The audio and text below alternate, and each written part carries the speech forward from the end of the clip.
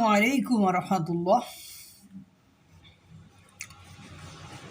সকালের সূর্য দেখে বোঝা যায় আজকের দিনটা কেমন যাবে। শুরুটা দেখে বোঝা যায় এর শেষটা কী হবে। তেমনি জুলাই রেভলিউশনের বিষয়টি হয়ে গিয়েছে, যে প্রোক্লামেশন অফ জুলাই রেভলিউশনের বিষয়টি ঠিক ওরকমই হয়েছে। আশা করি পুরো আলোচনাটা শুনবেন, তাহলে বুঝতে পারবেন যে ঘটনা কি ঘটেছে। 28শে ডিসেম্বর সন্ধ্যার পর হতে বৈষম্য বিরোধী ছাত্র আন্দোলন এবং নাগরিক কমিটির নেতা নেত্রীরা তাদের ভেরিফাইড ফেসবুকে সবাই পোস্ট করতে শুরু করলো প্রোক্লামেশন অফ জুলাই রেভলিউশন। এমন পোস্ট দেওয়া শুরু তারা করেছিল। তারা 31শে ডিসেম্বর শহীদ মিনারে সমাবেশের মধ্য দিয়ে 72 সংবিধান, অর্থাৎ যে সংবিধানকে তারা মুজিববাদী সংবিধান বলে ঘোষণা করেছিল সেটাকে বাতিল ঘোষণা করবে এবং আওয়ামী লীগ নিষিদ্ধ করা হবে বা আওয়ামী লীগকে নিশ্চিহ্ন করবে, আওয়ামী লীগকে কবর দেবে, আওয়ামী লীগের গোষ্ঠী উদ্ধার করে ফেলবে। বিষয়টা এরকম ছিল। এমন ঘোষণার পরে দেশের অনেক রাজনৈতিক দল তাদের দিক থেকে বিরোধিতা করতে শুরু করলো, বা পাশাপাশি অখুশি হলো বেশ কিছু কূটনৈতিক ও দাতা দেশ। সরকারের সাথে দফায় দফায় তারা আলোচনায় বসলো।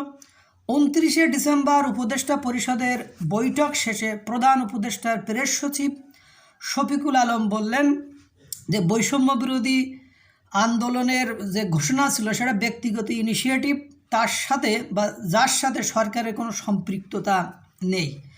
কিন্তু ইতিমধ্যে সরকারের 2 উপদেষ্টা শহীদ মিনারের সমাবেশ নিয়ে পোস্ট দেওয়ায় সরকারের ভূমিকা নিয়ে প্রশ্ন ওঠে বা প্রশ্নবিদ্ধ হয়ে যায়। প্রেস সচিবের বক্তব্যে বিপাকে পড়ে সরকার সমর্থিত সংগঠন দুটি তাদেরকে নিয়ে আলোচনায় বসে। সরকার মানে সংগঠন বলতে বৈষম্য বিরোধী ছাত্র আন্দোলন, নাগরিক কমিটি, এই দুটি সংগঠন তাদেরকে নিয়ে উপদেষ্টা মহল আলোচনায় বসে। তো সরকার আলোচনায় বসে শেষ পর্যন্ত 30শে ডিসেম্বর আলোচনা শেষে প্রেস সচিব জুলাই গণ অভ্যুত্থানের ঘোষণাপত্র তৈরি করবে সরকার। এরপর একথা তিনি ঘোষণা করেন প্রেস ব্রিফিং করে। এরপরে মধ্যরাত পর্যন্ত আলোচনা শেষে বৈষম্য বিরোধী ছাত্র আন্দোলন, নাগরিক কমিটি ওটার পরিবর্তে মার্চ ফর ইউনিটি কর্মসূচি ঘোষণা করেন। এই সম্মেলনে বক্তব্য পর্যালোচনা শেষে দেখা যায় 28শে ডিসেম্বর যে দুটি দাবির জন্য 31শে ডিসেম্বর সম্মেলনে ডাক দিয়েছিল তার কোনোটি মার্চ ফর ইউনিটি কর্মসূচি যে তারা পালন করেছে সেখানে মনের ভুলও তুলি নাই বা সে কথা উচ্চারণও কোনো তাদের নেতা নেত্রীরা করেন নাই। সেখানে 2টা মূল দাবি ছিল। 72 সংবিধানকে মুজিববাদী সংবিধান বলে কবর রচনা করা, তার মানে ওটাকে বাতিল ঘোষণা করা, আর আওয়ামী লীগকে নিষিদ্ধ করা। কিন্তু মার্চ ফর ইউনিটিতে তারা দাবি জানায় 15 জানুয়ারির মধ্যে জুলাই বিপ্লবের ঘোষণাপত্র প্রকাশ করতে হবে, যেখানে জুলাই গণহত্যার বিচার ও রাষ্ট্রীয় প্রতিষ্ঠানগুলো সংস্কারের ব্যবস্থা করতে হবে। কেন তারা দাবি দুটি সেখানে তোলেননি?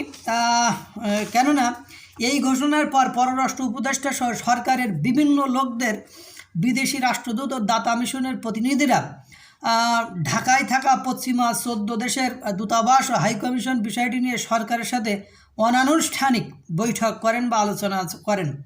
কোটা সংস্কার আন্দোলন চলাকালে 27শে জুলাই এই পশ্চিমা 14 দেশের দূতাবাস ও হাইকমিশন পররাষ্ট্রমন্ত্রীর কাছে চিঠি পাঠান আওয়ামী লীগের ভূমিকা নিয়ে বা আওয়ামী লীগের ওই সময়ের কর্মকাণ্ডতে তারা অখুশি হয়ে একটা চিঠি পাঠান। অন্যদিকে বিএনপি সরকারকে সরাসরি তাদের বিরোধিতার কথা জানিয়ে দেয় যে আমরা এই জুলাই রেভলিউশনে চাই না, আমরা সংবিধান বাতিল চাই না, আমরা কোনো দল বাতিল চাই না, এই ধরনের আর কি।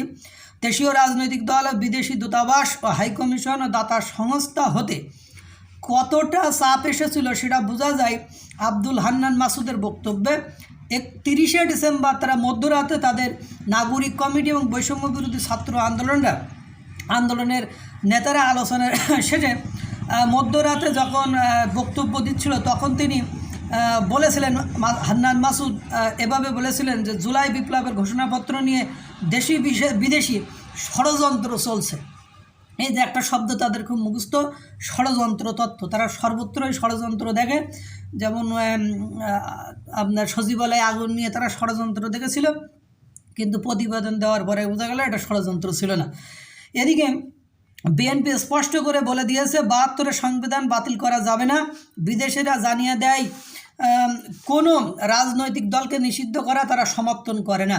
এমনকি মানবতাবাদী বিরোধী অপরাধে আন্তর্জাতিক অপরাধ ট্রাইব্যুনাল এই মানে রাজনৈতিক দল আওয়ামী লীগকে নিষিদ্ধের উদ্যোগ নিয়েছিল আইন মন্ত্রণালয়, কিন্তু একদিনের মাথায় সরকারকে সে সিদ্ধান্ত হতে সরে আসতে হয়েছিল। এর আগেও সরকারের নিকট বৈষম্য বিরোধী ছাত্র আন্দোলনের ৫ দফা দাবি জানালে সেখানে ৫ দফা দাবিতে রাষ্ট্রপতির পদত্যাগ, আওয়ামী লীগ নিষিদ্ধ, ছাত্রদল নিষিদ্ধ, এই ধরনের সংবিধান বাতিল, এই ধরনের ৫টা দাবি জানালেও তাড়াহুড়া করে সরকার ছাত্রলীগকে নিষিদ্ধ করে তাদের বৈষম্য বিরোধী ছাত্র আন্দোলনদেরকে একটু সান্ত্বনা দিয়েছিল। জুলাই প্রোক্লামেশন রেভলিউশন ঘোষণা করেন সরকারের ২ উপদেষ্টা, কিন্তু নানা কারণে তারাই সেখানে মানে ওই যে মার্চ ফর ইউনিটিতে তারাই সেখানে উপস্থিত হতে পারেনি। আর মার্চ ফর ইউনিটি বললেও সেখানে কোনো রাজনৈতিক মানে ঐক্যতার কথা বলা হলেও সেখানে কোনো রাজনৈতিক দলের অংশগ্রহণ ছিল না।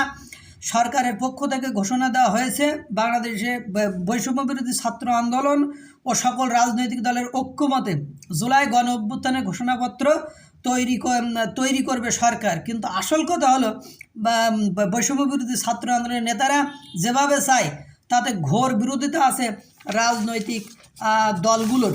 শহীদ মিনারে ভাষণে এক নেতা বলেন, গণপরিষদ নির্বাচন ও নির্বাচিত গণপরিষদের মাধ্যমে নতুন সংবিধান রচনার দাবি তুলেছেন। দেখো দিন কি জ্বালা, ওরা তো ওদের মানে ওই যে ঘুম আসে না, এরা মনে হয় সারাদিন সারা রাত ওই লোকের সাথে চিন্তাভাবনা করে এরকম গণপরিষদ গঠন করতে হবে, গণপরিষদ গঠন করে ওর হলো ওই নতুন সংবিধান গঠন করতে হবে। বাহ, সরকারের পক্ষ থেকে জানিয়ে দেওয়া হয়েছে এই ধরনের দাবি সরকারের পক্ষ থেকে মানা সম্ভব নয়। আবার ঘোষণাপত্র তৈরি করা সেটিরও আইনগত দিক খতিয়ে দেখা, রাজনৈতিক দলগুলোর সাথে ঐক্যমতে পৌঁছানো ২ সপ্তাহের মধ্যে কোনোভাবে সম্ভব নয়।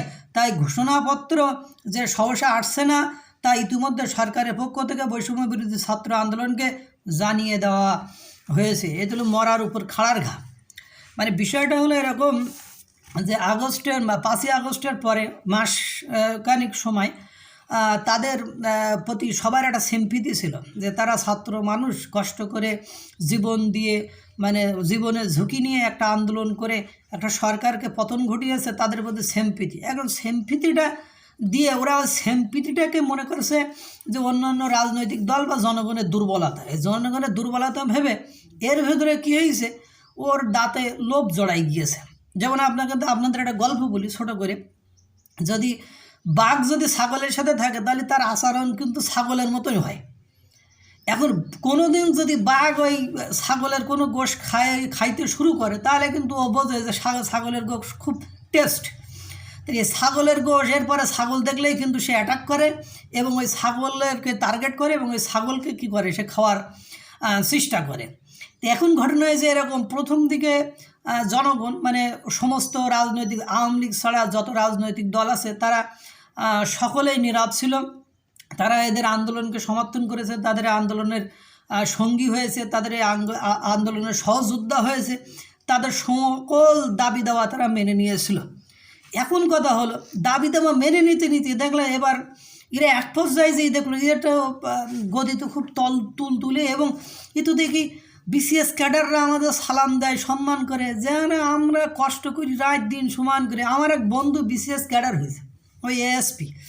তো এখন ওরে আমরা দেখতাম রাস্তা দিয়ে হাঁটতো তাও বই পড়তো, মানে এএসপি ও রাস্তা দিয়ে হাঁটতো তাও বই পড়তো। দ্যাট মিনস ও 18-20 ঘন্টা করে বই পড়তো। এত পড়া লাগে, এত চোখের নিচ, সে ফর্সা মানুষ চোখের নিচ পর্যন্ত কালো হয়ে গিয়েছিলো, মানে অসুস্থ রুগিয়ে যে কোনো সময় মাথা ঘুরে পড়ে যাবে। এত পড়ালেখা করে এএসপি হয়েছে বা এসপি হয়েছে, যেটা এই যে এসপি পরে এসপি হবে প্রমোটেড হয়ে। তো এখন ঘটনা হলো সে এদের সাসার বলে, এদের মানে এদের গোলামি করে, এদের দাসত্ব করে, এটা খুব ভাল লাগে তাদের। এখন এই ভালো লাগা থেকে ওরা একটা সিদ্ধান্ত আমরা একটা রাজনৈতিক দল গঠন করবো, রাজনৈতিক দল গঠন করে ক্ষমতায় আসবে। কিন্তু কথা হলো এটা তো রাষ্ট্রবিজ্ঞানের কিছু বই পুস্তক পড়লে ওদের এই মাথায় ভূত আসতো না যে বাংলাদেশের ক্যারিকালচার কি, বাংলাদেশের রাজনৈতিক কালচার কি, বাংলাদেশের মানুষের চরিত্র কি, এটা যদি তারা বুঝতো তাহলে এদের মাথায় এসব ভূত আসতো না আর কি। এখন ওরা চাচ্ছে যে আমরা যদি একটু লেনদি করতে পারি তা আমরা কিছু কিছু মানুষকে মাইনাস করে ভয়ভীতি দেখায় থ্রেট মেরেট দিয়ে আমাদের দলের অন্তর্ভুক্ত করব, এবং কিছু কিছু অপরাধ যারা সংগঠিত করেছে তাদেরকে সুযোগ সুবিধা দিয়ে আমাদের দলমুখী করে ফেলবো। দলমুখী করার পরে আমরা কী করব, নির্বাচন দিলে আমরা মনে হয় সরকারি ক্ষমতায় বসে যাব, এরকম একটা। আর অধিকাংশ সময় বাংলাদেশের প্রেক্ষাপটে দেখা গেছে বাংলাদেশের নির্বাচনের পরেই বিজিত দল পরাজিত দলরা যে দল জেতে তাদের নামে চুরি বাটপারে ছিনতাই বা ভোট চুরি চুরি সে চুরি এইসব বেলেম দিয়ে থাকে। মানে ওটা মানে কালচার মালচার তৈরি করে এদেশে যেহেতু ইতিহাস আছে, দীর্ঘ ইতিহাস আছে, কীভাবে হত্যা করেও ক্ষমতায় আসতে হয় সেই ইতিহাসও আছে, কীভাবে ভোট চুরি করে ক্ষমতায় আসতে হয় সেই ইতিহাসও আছে, কীভাবে স্বৈরাচার হতে হয় সেই ইতিহাসও আছে, সব ইতিহাস দেশে আছে। তো এটা চাইছিল, কিন্তু বুঝতে হবে বাবা তোমরা ছোট মানুষ, তোমাদের দ্বারা এটা সম্ভব নয়। তোমাদের মানে আবদার এরকম হয়েছে যে আব্বা একটা সাইকেল কিনে দাও, তো সাইকেল কিনে দেওয়া যাবে, কিন্তু বউ কিনে দিতে বললে তো দেওয়া যাবে না ভাই, কারণ ওই বউ তো তোমারে আমি টানতেছি আবার তোমার বউরে আমি টানবো, এটা তো সম্ভব না। বিষয়টা হয়ে গেছে এরকম। এসব দাবি দাবার করে আর লাভ নেই, কারণ আপনারা ইতিমধ্যে আপনাদের কোনো সিদ্ধান্তই সরকার আর মেনে নিতে পারবে না, এবং ওই যে বাসর ঘরে আপনারা বিড়াল মারতে পারেননি, সুতরাং এত রেগুলেশন, এত গণ অভ্যুত্থান ঠিক আছে, কিন্তু রেগুলেশন শব্দটা ইউজ করতে হলে রেগুলেশন নিয়ে একটু পড়াশোনা করেন। কারে রেগুলেশন বলে, রেগুলেশনটা কেন হয়? রেগুলেশন হয় তখন যে একটা পক্ষ তার আর একজনের দুঃশাসন থেকে, আর একজনের মানে কষ্ট থেকে একদম সুনির্দিষ্ট উদ্দেশ্য নিয়ে বিপ্লব ঘোষণা করে, কিন্তু আপনারা তো সেটা করেননি। আপনারা নিজেরা চাকরি বাকরির জন্য, একটা কোটার জন্য আন্দোলন করেছেন। এই আন্দোলনের জয়ের পরে দেখলাম যে আপনারা বিভিন্ন পরীক্ষা নিরীক্ষা পরে আস্তে আস্তে মনে হয় আপনাদেরকে বোঝাচ্ছে যে বিষয়টা এরকম না এরকম। আন্দোলন পর্যন্ত ঠিক ছিল, আপনারা পতন পর্যন্ত ঠিক ছিল, কিন্তু এরপরে এসে আপনারা এই যে ক্ষমতা নিয়ে কাড়াকাড়ি করছেন, এতে করে আপনাদের পতন। এবার আপনাদের পতন আবার আপনাদের দিকে যাইতেছে। আল্লাহ তাআলা সকলকে ভালো রাখুক, সুস্থ রাখুক। আসসালামু আলাইকুম ওয়া রাহমাতুল্লাহ।